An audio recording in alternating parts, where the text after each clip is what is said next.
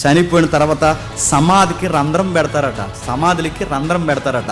శవానికి అంటే క్షమించండి, సమాధికి ఎందుకు రంధ్రం పెడతారంటే మరి లోపల వాడు బతికేస్తాడు కదా. నిజంగానే వాళ్ళ నమ్మకం, లోపల బతికినోడు ఎలా బతుకుతాడు? మనిషిగా బతకడు. బతికితే దయ్యంగానో చెప్పండి, బతికితే దేవుడిగాను.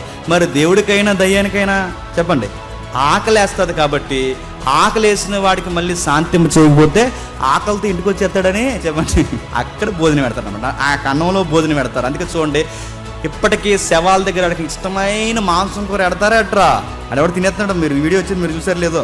ఆడికేమో ఆడు లెగిసి తింటాడని ఆడికి ఏలాడితే ఈడెవడు వచ్చి తినేస్తుంటే ఇప్పుడు శవం కూడా ఏమైపోవాలి. ఆ వీడియో చూసారు లేదు మీరు?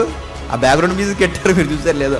ఆడు సెల్ఫీ వీడియో తీసుకుని మరి తినేస్తాడు. ఆ మాంసం ఎవడదు నీది కాదు. అంటే శవం దగ్గర కూడా తినేస్తున్నట్టు ఆడు లోనోడు నిజంగా వాళ్ళు అనుకున్నట్టే ఆడు దయ్యమో దేవత అయితే మొక్క తినేస్తుంటాడు. ఏమైపోవాలండి?